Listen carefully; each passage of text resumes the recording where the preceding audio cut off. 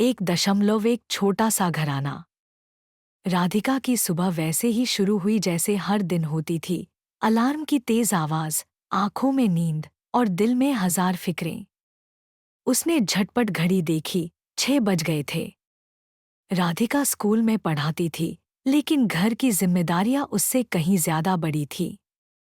उसने किचन में कदम रखा तो सास, यानी माया जी, पहले से ही उठी हुई थी। गैस पर चाय चढ़ी थी और माया जी अपने पुराने स्टील के गिलास में पानी पी रही थी। राधिका, आज जल्दी बना लेना नाश्ता, माया जी बोली। हाँ मम्मी जी, बना दूंगी, राधिका ने आतन जवाब दिया, लेकिन भीतर से थोड़ी चिढ़ भी महसूस की। वो जानती थी कि स्कूल के लिए देर नहीं होनी चाहिए, फिर भी हर रोज वही दोहराव, सबके नाश्ते, लंच बॉक्स, बर्तन, कपड़े। इसी बीच अजय बाथरूम से निकला, चेहरे पर ताजगी और हाथ में मोबाइल। राधिका, मेरे कपड़े प्रेस हुए न? हाँ अजय, अलमारी में रख दिए हैं। ओके, थैंक्स, कहकर वह फिर मोबाइल में घुस गया। राधिका को कभी कभी लगता था कि उसकी मेहनत को कोई समझता ही नहीं। सबको सब कुछ टाइम पे चाहिए, पर उसे कोई टाइम नहीं देता। रूही, उसकी 13 साल की बेटी, स्कूल की यूनिफॉर्म में आधी आंखें मसलती हुई आई। मम्मा, मेरा हेयर बैंड कहाँ है? ड्रेसिंग टेबल पे रखा था बेटा। नहीं मिल रहा। राधिका ने पलटकर देखा, वही रोज का सीन। रूही को कुछ न कुछ खोना ही था और राधिका को ही ढूंढ कर देना पड़ता था। राधिका ने गैस धीमी की, ड्रॉअर खोला और गुलाबी हेयरबैंड निकालकर रूही को पकड़ा दिया। ले, जल्दी लगा ले वरना बस छूट जाएगी। थैंक्स मम्मा, कहकर रूही हड़बड़ी में बाल संवारने लगी। राधिका, आज सब्जी में हल्दी कम मत डालना, कल बिल्कुल फीकी थी। राधिका ने एक लंबी सांस ली। जी मम्मी जी, ध्यान रहेगा। माया जी का दखल हर छोटी बात में था, नमक कितना हो, आटा गूंथना कितना टाइट हो, बर्तन कब धोने हैं, सब कुछ। राधिका को बचपन में माँ ने सिखाया था कि सास-ससुर को भगवान मानो, लेकिन अब लगने लगा था कि भगवान भी कभी कभी बहुत परीक्षाएं लेते हैं। स्कूल के लिए तैयार होकर राधिका निकलने ही वाली थी कि अजय ने आवाज दी। सुनो, शाम को जल्दी आ जाना, माँ के भाई के घर जाना है। क्यों? मामा जी की तबीयत देखनी है, माँ कह रही हैं। राधिका का चेहरा उतर गया। मेरी मीटिंग है स्कूल में। अरे, मीटिंग तो निकल जाएगी, रिश्तेदारी पहले। राधिका ने कुछ नहीं कहा, बस सिर झुकाकर बाहर निकल गई। उसकी स्कूटी स्टार्ट होते ही जैसे मन में गुस्सा उमड़ आया। हर बार मेरी जिंदगी की प्लानिंग कोई और क्यों करता है? पर जवाब देने का हौसला उसमें नहीं था। स्कूल में बच्चों की शरारतों में, स्टाफ रूम की हंसी में, थोड़ी देर को राधिका खुद को भूल जाती थी। वहां उसे टीचर मैम कहा जाता था, इज्जत मिलती थी, लेकिन घर आते ही वही बहू, माँ, पत्नी और हर रोल में शिकायतों का बोझ। उस दिन स्कूल में एक नया ड्रामा शुरू होने वाला था। राधिका को उसकी टीम लीडर बनाया गया। उसे मन ही मन खुशी हुई। इतने साल की मेहनत का फल था। स्टाफ ने तालियां बजाईं, बधाई दी। वो घर लौटते वक्त सोच रही थी, आज सबको बताऊंगी, माँ जी को भी, अजय को भी। लेकिन जैसे ही दरवाजा खोला, सब उल्टा था। माया जी का चेहरा तमतमाया हुआ था। कहाँ थी इतनी देर? सब्जी देख, जल गई है। रूही भी रो रही है, होमवर्क नहीं हुआ। राधिका हकबका गई। मम्मी जी, मीटिंग थी, मैं बता के गई थी। बहू, घर की जिम्मेदारी भी कोई चीज होती है। राधिका की आंखों में गुस्सा और आंसू दोनों एक साथ भर आए। उसने बस्ता रखा, स्कूटी की चाबी टेबल पर पटकी और बिना कुछ बोले किचन में घुस गई। रूही उसके गले लगकर रो पड़ी। मम्मा, मैथ समझ नहीं आ रहा। राधिका ने उसे सीने से लगा लिया। चल, अभी बैठकर समझाते हैं। उसके मन में उथल पुथल थी, पर वो जानती थी, माँ होने का मतलब ही होता है अपनी तकलीफें छुपाकर दूसरों को संभालना। राधिका ने रूही का आंसू पोंछा और उसकी किताब खोली। अंकगणित के सवाल थे, गुणा भाग में राधिका को बचपन से ही मजा आता था, लेकिन जिंदगी का हिसाब उसे कभी ठीक से समझ नहीं आया। देख रूही, पहले ब्रैकेट सॉल्व करो, फिर बाकी, उसने समझाया। रूही धीरे धीरे मुस्कुराने लगी। माँ का साथ उसे हिम्मत दे देता था। पीछे रसोई में सब्जी का जलना अब भी उसकी नाक में घुस रहा था, पर उसने ध्यान नहीं दिया। रूही का होमवर्क पहले था। माया जी थोड़ी देर बाद फिर आईं। बहू, कब तक बैठी रहेगी? मेरे घुटने दुख रहे हैं, जरा दवाई तो दे दे। राधिका ने रूही को कहा। तू सवाल पूरा कर, मैं अभी आती हूँ। वो उठकर दवा लेने चली गई, लेकिन मन में एक टीस थी। कोई मुझसे कभी नहीं पूछता कि मेरे घुटने दुखते हैं या मेरा मन टूटता है। माया जी को दवाई देकर उसने फिर रसोई में जाकर झाड़ू उठाया, जली हुई सब्जी हटाई और फटाफट दोबारा आलू टमाटर चढ़ा दिया। इतने में अजय आया। राधिका, चलना है ना मामा जी के घर? राधिका ने धीरे कहा। मुझे बहुत थकावट है, आज मैं रह जाऊं? अजय का चेहरा उतर गया। अरे, क्या बहाना है ये? चलना पड़ेगा, सब पूछेंगे।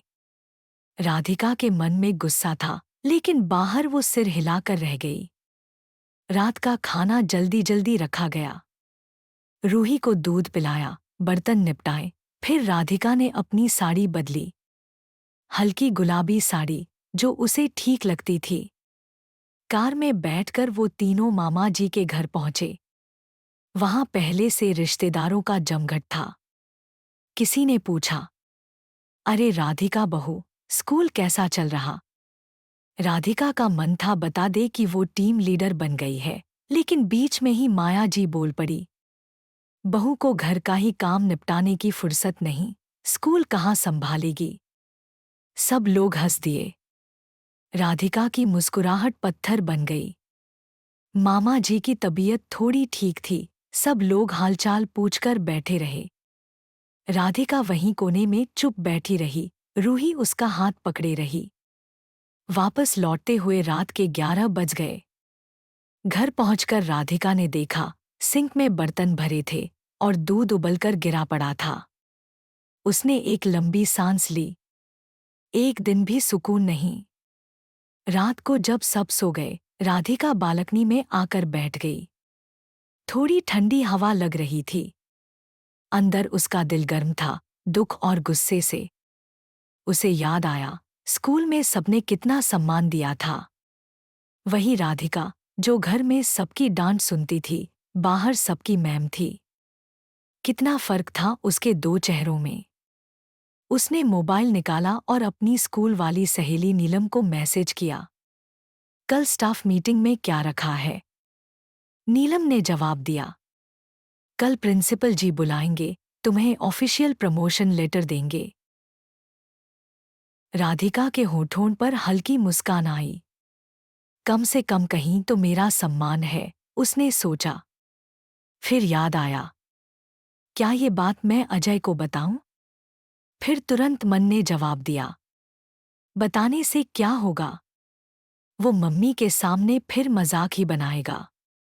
राधिका ने मोबाइल रख दिया। वो सोचती रही, अगर मैं इतनी मेहनत कर रही हूं, तो मेरे सपनों की इज्जत भी होनी चाहिए ना? पर अगले ही पल, घर चलाना भी तो मेरी जिम्मेदारी है। वो इसी उधेड़बुन में थी कि अजय ने आवाज दी, राधिका, लाइट ऑफ कर दे, मच्छर आ रहे हैं। राधिका उठी, दरवाजा बंद किया और बिस्तर पर लेट गई। रात में नींद नहीं आई। उसके दिल में कई सवाल घूम रहे थे। क्या वो एक अच्छी बहू है? क्या वो अच्छी माँ है? और क्या वो खुद के लिए भी कुछ कर पाएगी? सुबह अलार्म बजा, फिर वही दिन, वही दौड़। राधिका को लगा जैसे किसी ने उसका जीवन घड़ी में बांध दिया हो, हर पल तय, हर काम तय। लेकिन आज कुछ अलग था। स्कूल में प्रमोशन का लेटर मिलना था, यही सोचकर उसने थोड़ी हिम्मत बटोरी। वो चाहती थी कि कोई तो दिन हो जो सिर्फ उसका हो। सुबह राधिका ने आंखें खोली तो थोड़ी घबराहट थी, थोड़ी उत्सुकता भी। आज उसे प्रमोशन लेटर मिलना था। भीतर कहीं खुशी थी, लेकिन घर की रोजमर्रा की भागम भाग फिर भी पीछा नहीं छोड़ रही थी। रसोई में घुसते ही माया जी की आवाज आई। बहू, चाय में अदरक डाल देना, मेरे गले में खराश है। जी मम्मी जी, राधिका ने कहा और चाय चढ़ा दी। रूही भी अपनी कॉपी लेकर आ गई। मम्मा, मैथ्स का होमवर्क पूरा करवा देना, राधिका ने मुस्कुराकर कहा। आज स्कूल से आते ही करवा दूंगी। इतने में अजय भी आ गया। अरे सुनो, मेरी शर्ट पर बटन टूट गया, जरा लगा देना। राधिका ने देखा। अभी टाइम नहीं है, स्कूल से आते ही कर दूंगी। अजय का चेहरा तन गया। तुम्हें तो आजकल बस अपना स्कूल ही दिखता है। राधिका ने कुछ नहीं कहा, सिर्फ सिर झुका लिया। स्कूल पहुंचते ही माहौल बदल गया। वहां उसे आदर, सम्मान और अपनी पहचान का एहसास मिलता था। स्टाफ रूम में घुसते ही सहकर्मी तालियां बजा रहे थे। कॉन्ग्रेचुलेशंस राधिका जी। प्रिंसिपल ने मुस्कुराते हुए लेटर पकड़ाया। आपको जूनियर सेक्शन की इंचार्ज बनाया गया है। राधिका की आंखों में चमक आ गई, मेहनत रंग लाई थी। वो बस सोचती रही, काश घर में भी कोई मेरी कदर करता। घर लौटकर वो बेहद थकी हुई थी, लेकिन मन में संतोष था। जैसे ही दरवाज़ा खोला, माया जी ने झल्लाकर कहा, इतनी देर हो गई। सब्जी बनानी है। रूही बैठी रो रही थी होमवर्क के लिए। राधिका ने सांस खींचकर कहा, आज प्रमोशन मिला है माँ जी, थोड़ी देर मीटिंग में लग गई। माया जी ने अनमने स्वर में कहा, अच्छा, लेकिन घर भी देखना पड़ता है बहू। फिर वहीं चुप्पी। राधिका का मन भर आया, लेकिन उसने खुद को संभाला। रूही को बिठाकर पढ़ाया, सब्जी चढ़ाई और रात का खाना भी बनाया। हर बार की तरह सबकी जरूरत पहले थी, उसकी नहीं। रात में अजय से कहा, सुनो, मुझे प्रमोशन मिला है, सेक्शन इंचार्ज बन गई हूं। अजय ने मोबाइल से नजर हटाए बिना कहा, अच्छा, ठीक है, देख लेना घर न बिगड़े। राधिका का दिल बैठ गया। बस इतना ही। रात को राधिका को नींद नहीं आई। उसने सोचा, आखिर मेरी जिंदगी का क्या मकसद है? क्या मैं हमेशा दूसरों की इच्छाओं में खुद को खोती रहूंगी? धीरे धीरे कई दिन बीते। राधिका ने नई जिम्मेदारी संभाली। स्कूल में उसका सम्मान बढ़ा, लेकिन घर में हाल वही था। एक दिन शाम को स्कूल से लौटते हुए उसे सीढ़ियों पर बैठी एक पुरानी पड़ोसन मिली, सुधा आंटी। सुधा आंटी बोली, राधिका बेटा, तू इतनी थकीत क्यों लगती है? राधिका मुस्कुरा दी, आंटी, बस जिम्मेदारियां ही जिम्मेदारियां हैं। सुधा आंटी ने गहरी नजर से देखा, बेटा, एक बात याद रखना, औरत अगर खुद को नहीं संभालेगी तो कोई दूसरा उसे संभालने नहीं आएगा। राधिका के दिल में जैसे कुछ चुभ गया। सुधा आंटी की बात सच थी। उस रात राधिका ने ठान लिया, मुझे अपनी आवाज बुलंद करनी होगी। राधिका ने अगले दिन घर पर ही सबको बैठाया, माया जी, अजय और रूही। उसकी आवाज में पहली बार एक नया आत्मविश्वास था। सुनिए सब लोग, मैं आप सबकी बहू हूं, पत्नी हूं, मां भी हूं। पर मैं इंसान भी हूं। मेरे भी सपने हैं, मेरी भी थकावट है, मेरी भी तकलीफें हैं। अब से मैं अपना स्कूल, अपनी पढ़ाई और अपनी तरक्की के लिए भी समय निकालूंगी। मम्मी जी, मैं आपकी सेवा करूंगी, लेकिन हर छोटी बात में टोकना बंद करिए। अजय, मैं आपकी बीवी हूं, नौकरानी नहीं। रूही, तुझे पढ़ाना मेरा प्यार है, लेकिन तू भी खुद कोशिश करना सीख। सन्नाटा छा गया। माया जी हैरान रह गईं। बहू, ये तेरे शब्द हैं? राधिका ने दृढ़ता से कहा।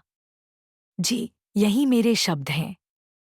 और अब मुझे चुप मत करिए, अजय ने गुस्से में कहा। राधिका, ज्यादा मत बोल। राधिका ने शांति से जवाब दिया। मैं ज्यादा नहीं बोलूंगी, बस इतना बोलूंगी जितना जरूरी है। पहली बार घर में राधिका का स्वर किसी ने गंभीरता से सुना। माया जी को धीरे धीरे एहसास होने लगा कि बहू की भी इंसानी सीमाएं हैं। रूही ने मम्मा का हाथ पकड़कर कहा, मम्मा, आई प्रॉमिस, आगे से होमवर्क खुद करूंगी। राधिका की आंखें भर आईं। थैंक यू बेटा। अजय ने भी धीरे धीरे समझा कि राधिका का सम्मान करना जरूरी है। उसे एहसास हुआ, राधिका ही तो पूरे घर की नींव है, अगर वही टूट गई तो घर टिकेगा कैसे? धीरे धीरे सब कुछ बदलने लगा। माया जी ने राधिका से कहा, बहू, स्कूल में जो भी जिम्मेदारी मिले तू खुशी से कर। घर में मैं रूही को देख लूंगी। राधिका की आंखों में विश्वास की चमक लौट आई। उसने मुस्कुराकर कहा, मम्मी जी, अगर आप साथ देंगी तो मैं बहुत कुछ कर पाऊंगी। माया जी भी मुस्कुरा दी। हम सब तेरे साथ हैं। अजय ने एक दिन खुद उसके स्कूल आकर देखा। राधिका कैसे बच्चों को सिखा रही थी, कैसे पूरे स्टाफ का नेतृत्व कर रही थी। वो चुपचाप खड़ा रहा। यही है मेरी राधिका, इतनी मजबूत और समझदार, उसने मन ही मन सोचा। घर लौटकर अजय ने कहा, सॉरी राधिका, मैं कभी कभी तुम्हारी कदर नहीं कर पाया। राधिका ने हल्की मुस्कान दी। अब आप समझ गए, यही बहुत है। धीरे धीरे घर में खुशियों की रौनक लौट आई। राधिका ने भी अपने भीतर का डर छोड़ दिया। वो जान चुकी थी, औरत अगर अपनी आवाज उठाए तो परिवार बदल सकता है। रूही अब और समझदार हो गई थी और माया जी भी थोड़ी नरम पड़ गईं। सब कुछ पहले जैसा था, फिर भी सब कुछ नया था। क्योंकि राधिका अब खुद को नहीं भूली थी।